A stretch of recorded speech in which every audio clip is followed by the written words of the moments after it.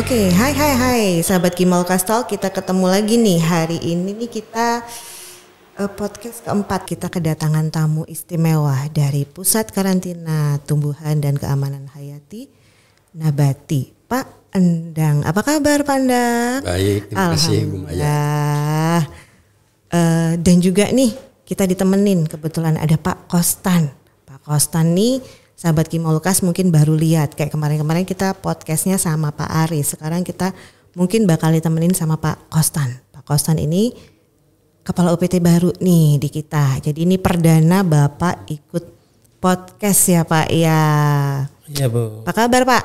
Baik Bu dokter. Sehat ya Pak ya? Sehat Bu. Sehat. Oke Pak, kita podcast ini nih ngambil tema tentang lalu lintas media pembawa karantina tumbuhan. Jadi tentang syarat-syaratnya nih apa aja nih Pak. Kadang-kadang kan memang sih sebenarnya pengguna jasa kita sudah oke, tapi ada beberapa juga yang masih agak-agak bandel gitu.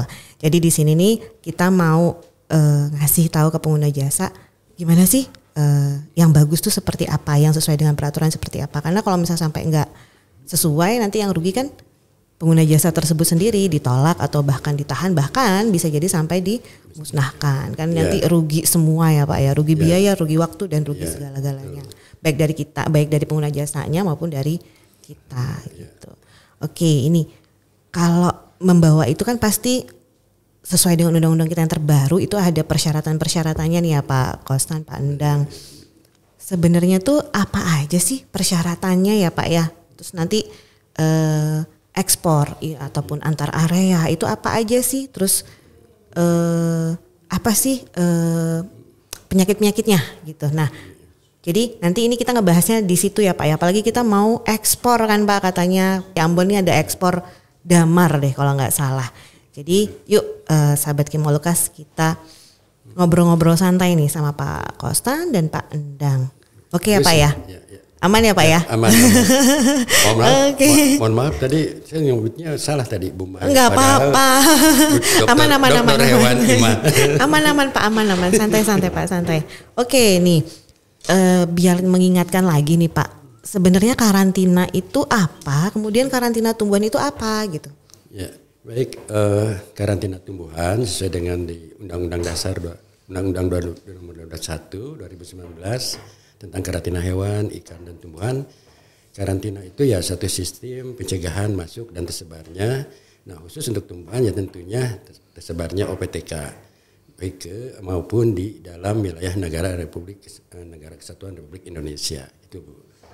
Jadi kita punya tugas mencegah dan masuknya tersebar ya HPHK, HPIK maupun OPTK ya, baik ke dalam maupun di dalam wilayah negara Republik Indonesia.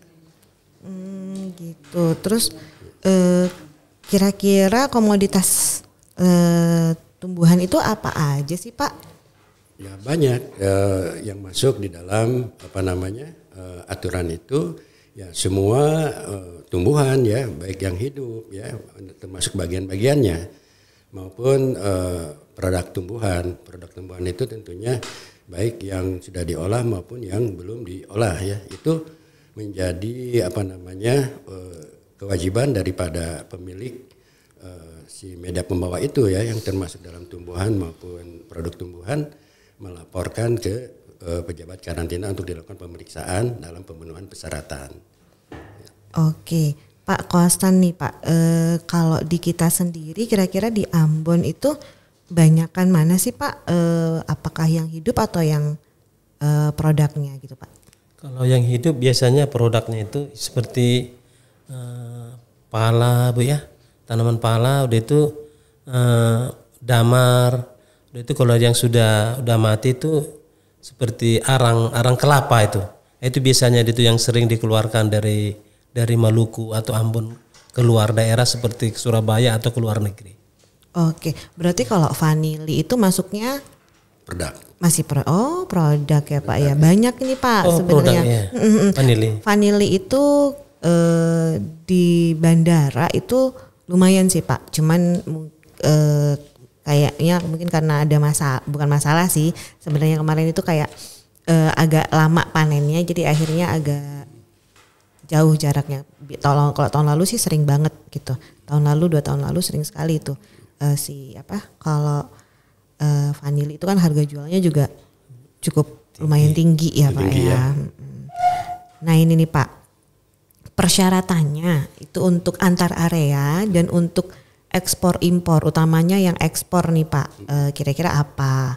Terus nanti ke Pak Konstan, kita kan nih bukan katanya sih, emang bener sih Pak, kita mau ekspor rencananya tahun depan itu getah damar. Nah sebenarnya ini juga buat bapak berdua ini, kalau saya kan setahu saya karena saya di hewan, pastinya hewan itu nggak butuh fumigasi dong, karena kalau difumigasi nanti produknya kena sisa fumigasi tersebut, jadi kitanya berbahaya ke kitanya. Tapi kalau di tumbuhan kan kenapa dia butuh fumigasi, bahwa untuk pelayaran itu kan butuh waktu yang cukup lama, sehingga dilakukan fumigasi itu untuk meminimalisir atau bahkan meniadakan organisme-organisme pengganggu yang kemungkinan besar bisa ada pada saat selama pelayaran tersebut kan Pak, sehingga dilakukan desinfeksi lah kalau dalam bahasa kami kedokteran hewan, yaitu didisinfeksi supaya dia bebas hama lah gitu. Jadi dan itu tetap terjaga sampai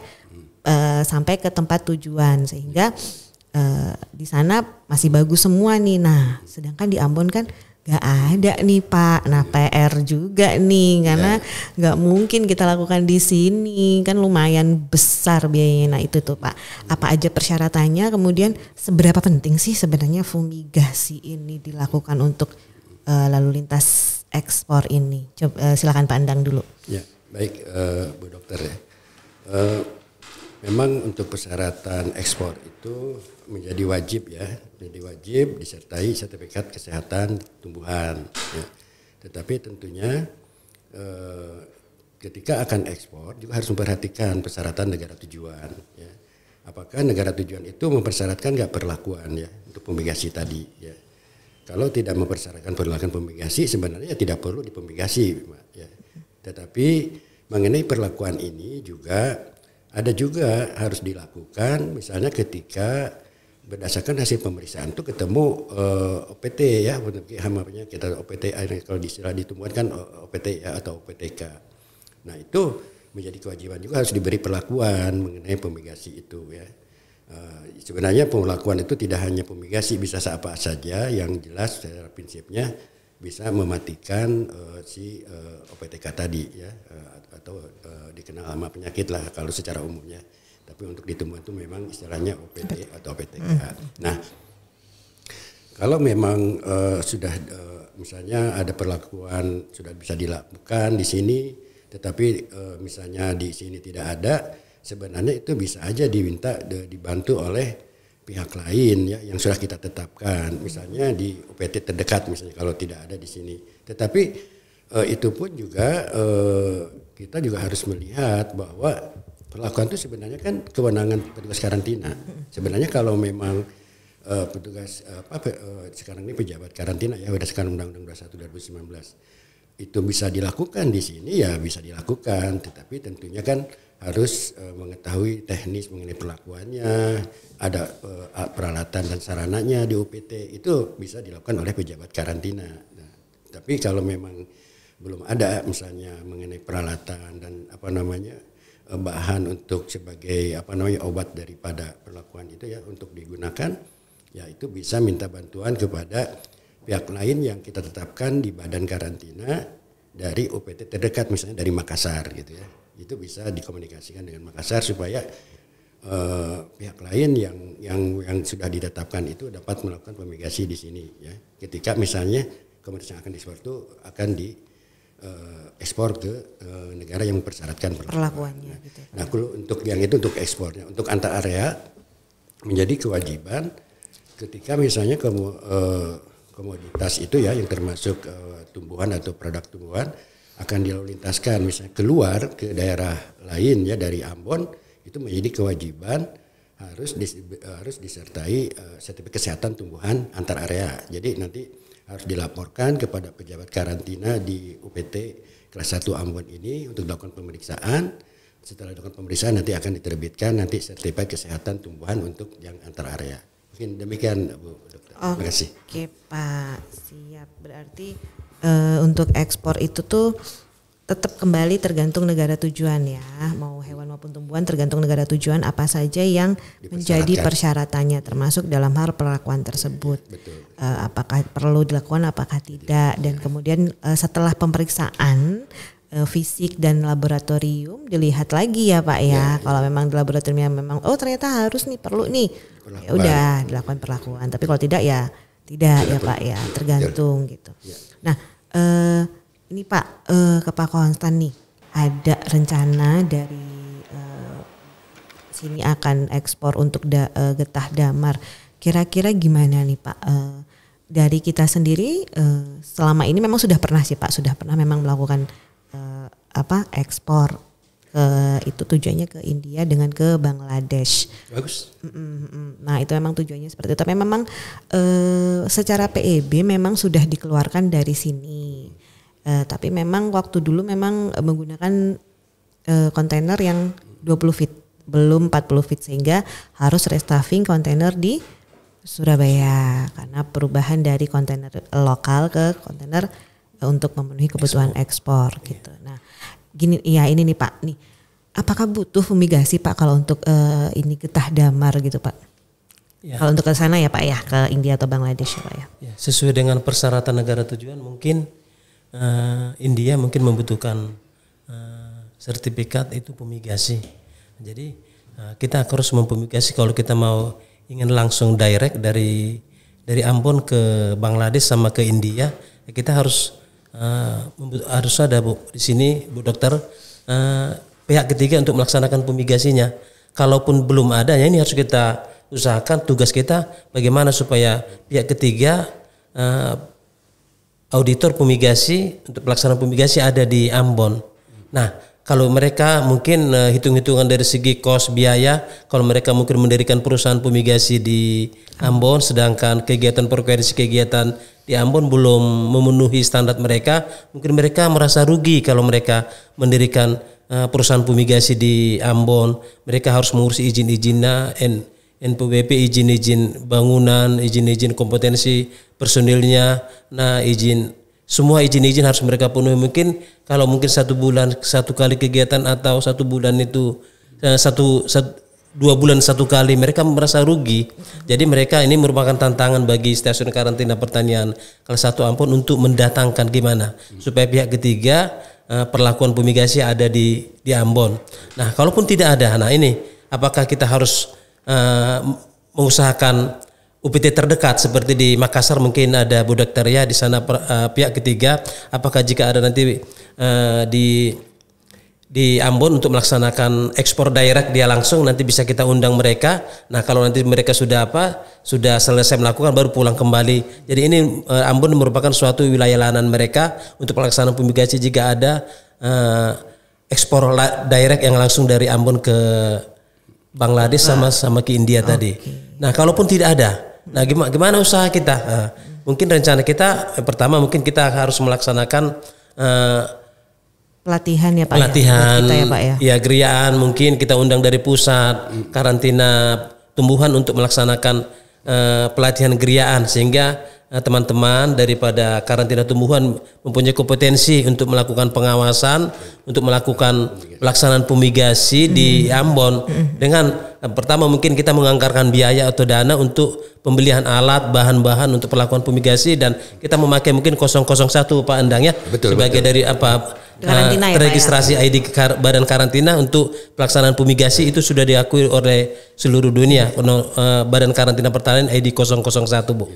Oke, ya Pak. Berarti itu PR juga buat kita karantina Ambon sendiri, karantina pertanian Ambon sendiri untuk yang pertama tadi harus mendatangkan. Ya, mendatangkan. Kemudian kalau nggak ada juga kita nih yang meningkatkan kompetensi, meningkatkan kompetensi pejabat karantina pertanian Ambon untuk bisa menjadi fumigator gitu kan ya Pak. Betul. Gitu. Jadi sehingga dan harus akreditasi nih kita-kitanya kompetensinya, bukan hanya sekedar pelatihan tapi tidak ada bukti konkretnya. Karena kan tadi Bapak Endang sebutkan sendiri bahwa harus ada alat, bahan dan teknis serta persyaratan-persyaratan termasuk itu nih. Setiap fumigatornya memiliki sertifikat fumigator gitu kan berarti Pak. Jadi sudah fumigasi.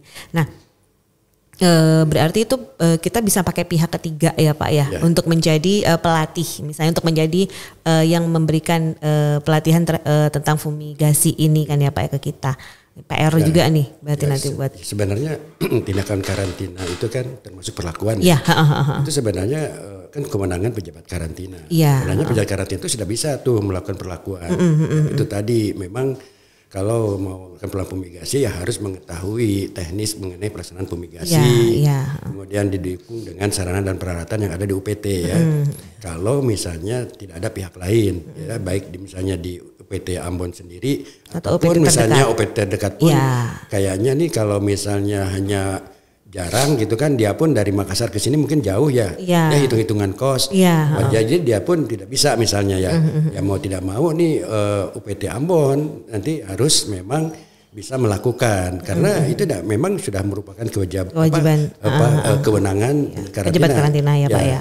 Hanya memang kan perlu meningkatkan kompetensi itu yang diperlukan supaya dalam pelaksanaan fumigasi itu sesuai dengan standar yang ditetapkan oleh Badan Karantina Pertanian. Dan memang berarti qualified ya Pak, orang yang melakukannya memang terkualifikasi, memang sesuai kompetensi yang memang ada dan diakui oleh tempat tujuan gitu.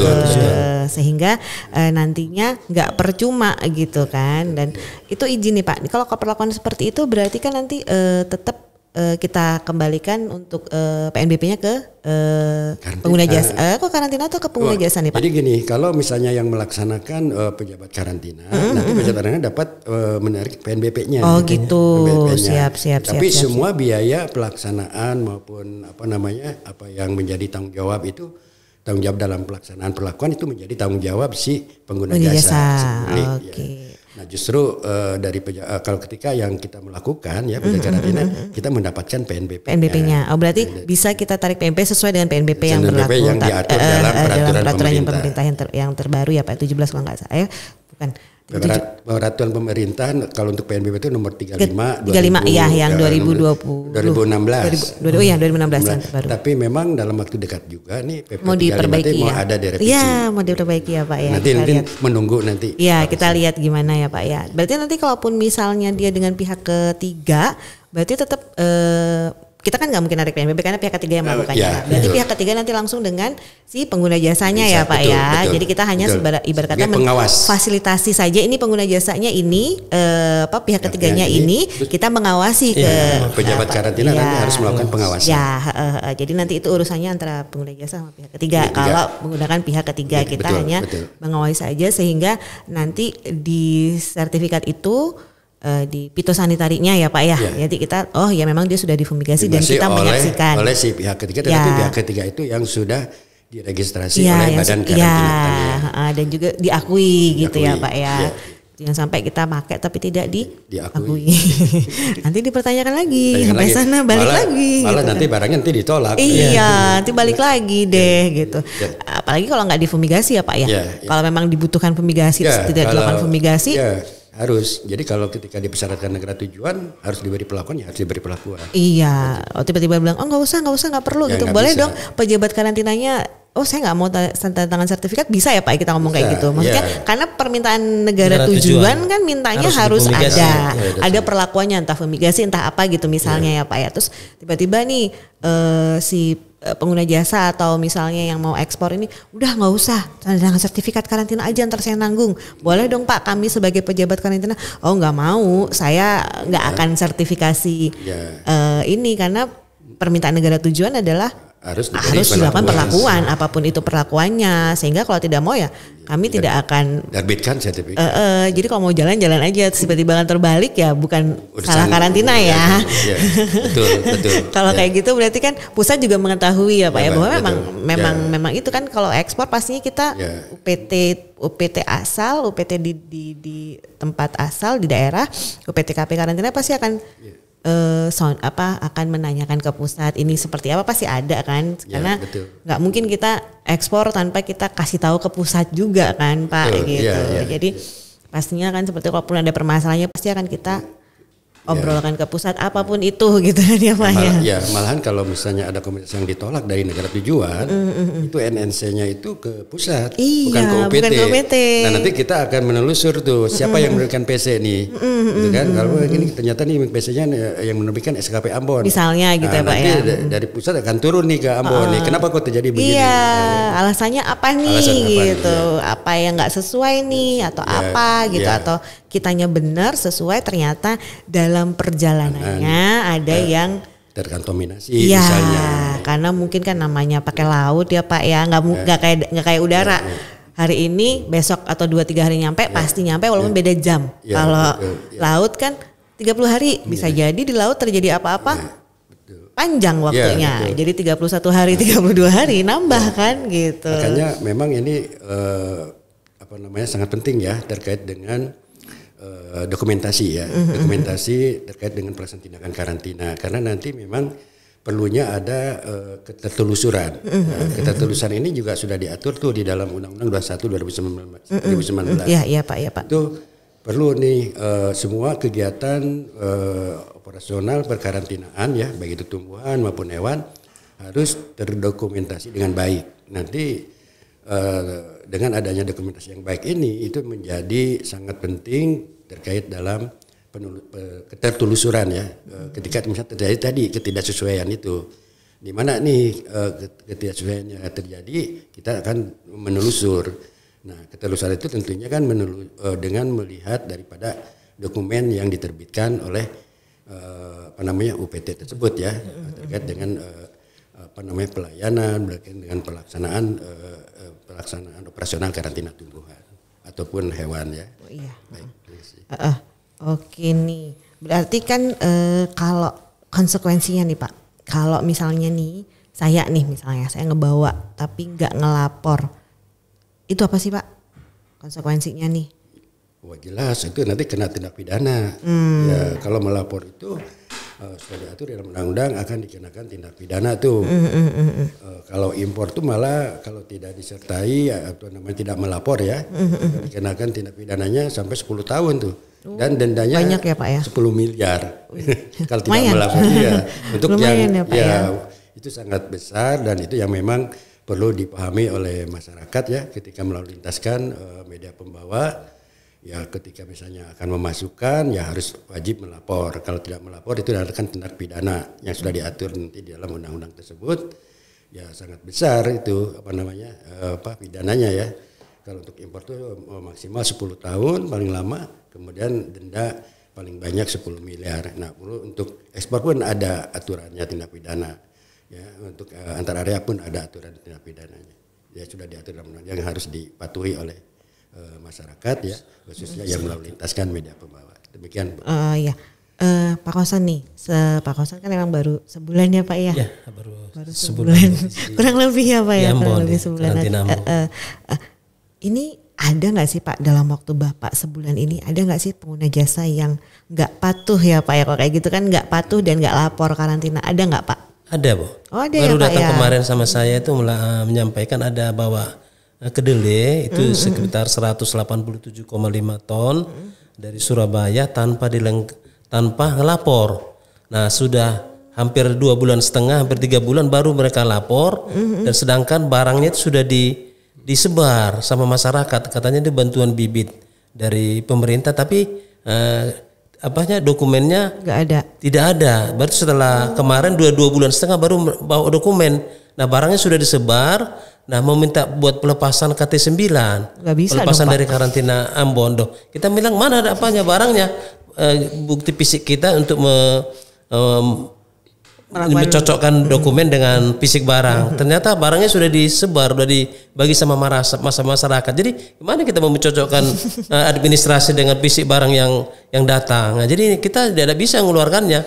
Petugas karantina, pejabat karantina tidak bisa mengeluarkan KT9 gitu aja langsung tanpa melihat barang bukti fisik barang yang ada di lapangan, Bu.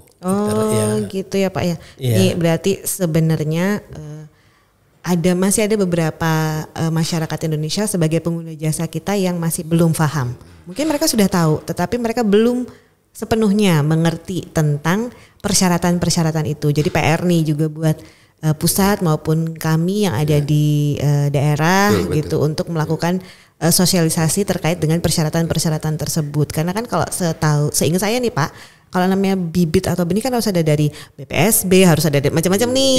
Jadi kelegalan si bibit tersebut itu memang harus benar-benar ada gitu. Sama kayak kita di hewan, ya harus ada surat keterangan kesehatan hewannya, harus ketahuan bahwa dia bebas dari penyakit A, B, C, D sesuai dengan yang dipersyaratkan. Sehingga kayak kata Pak Endang tadi, mencegah masuk, keluar dan tersebarnya. Jadi jangan sampai di kita bebas, di mereka ada tanpa ada macam-macamnya tanpa ada dokumen-dokumen karantina sehingga langsung masuk, akhirnya di kita jadi ada, yang nggak ada jadi ada gitu kan, jadinya agak ribet ya Pak ya. Betul. Jadi semuanya harus mematuhi lah aturan itu supaya tidak ada hambatan ya, tidak ada masalah ya.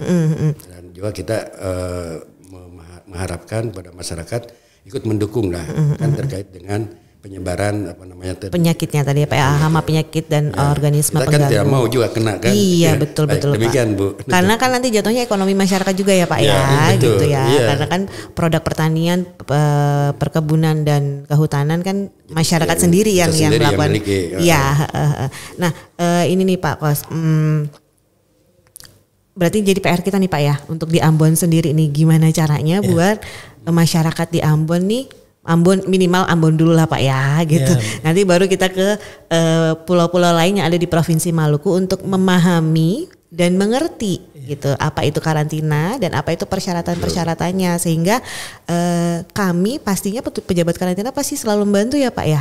Tapi memang kalau terkait dengan persyaratan-persyaratan lain di luar karantina itu harus diselesaikan dulu nih sama pengguna jasa ini nih dengan instansi-instansi terkaitnya. Jadi karantina kan ibarat kata sama seperti bea cukai, di terakhir, di paling akhir gitu.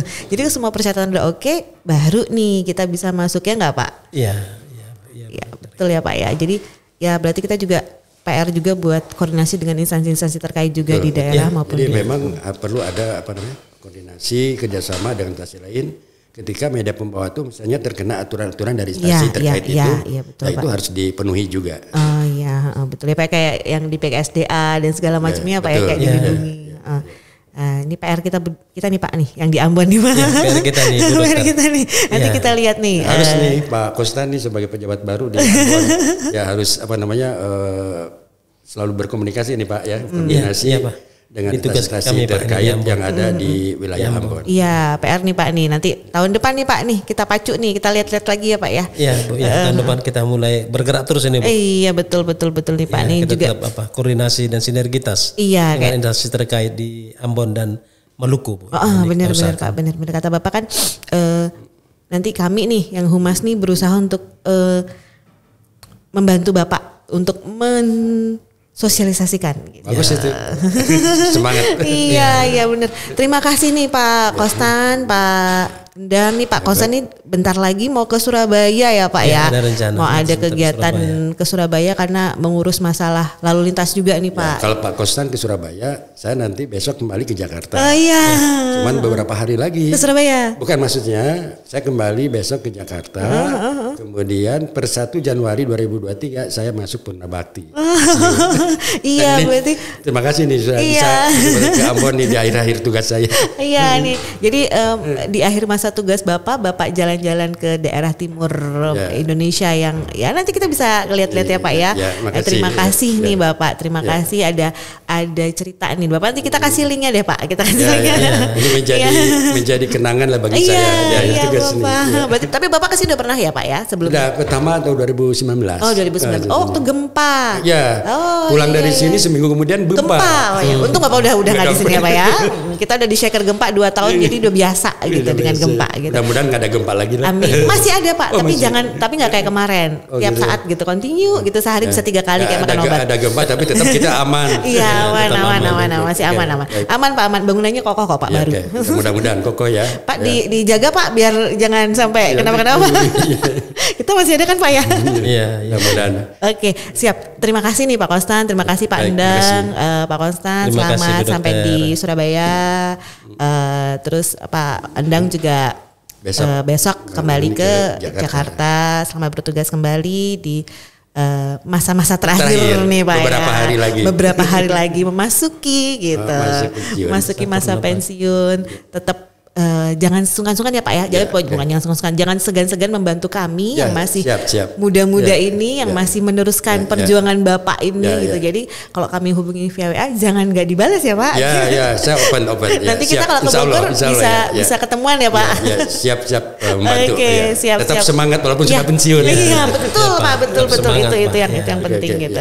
Oke, jadi yang bisa saya simpulkan, jadi seluruh komoditas, seluruh media pembawa tumbuhan maupun hewan, ya terutama ini kita kan ngomongin masalah tumbuhan ya Pak, harus dilakukan harus memenuhi persyaratan tempat tujuan, baik itu mau untuk antar area maupun ekspor gitu. Dan apapun persyaratannya, mau itu perlakuan ataupun yang lain-lainnya, harus tetap kita penuhi sesuai dengan standar mereka. Dan kita sebagai pejabat karantina juga harus kompetensinya harus semakin ditingkatkan nih, baik untuk iya betul Bapak, baik untuk pengujian laboratorium, perlakuan, terus pemeriksaan secara fisik itu harus terus ditingkatkan. Terus pemahaman mengenai peraturan yang berlaku itu juga harus penting juga.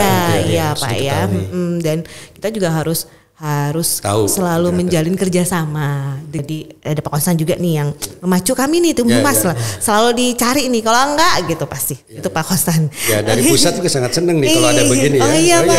Ini kan sangat penting ya untuk public awareness bagi masyarakat. Iya betul Pak. Jadi masyarakat bisa lebih memahami. Sadar kan. Jadi lapor dan patuh terhadap karantina itu melalui ini. Jadi sih kita biar deket lah sama jasanya gitu. Oke, kami pamit mohon undur diri. Terima kasih buat Pak Endang, buat Pak Konstan. Sehat-sehat semua. Tetap sehat, tetap semangat. Sehat. Pak Konstan, semangat. Oke Bu Dokter. Terima walaupun kasih. Udah purna tapi tetap semangat. Tetap karantina di dada ya Pak ya. Tetap karantinawan. Iya siap. Oke Raka. Oke Raka. Kan jadi saya lebih junior nih. Jadi Raka. Oke, terima kasih. Salam karantina. Oke, terima kasih Sobat Kimo Lukas. Demikian dari kami Karantina Pertanian Ambon podcast hari ini mundur diri. Selamat beraktivitas, salam sehat dan tetap semangat. Terima kasih.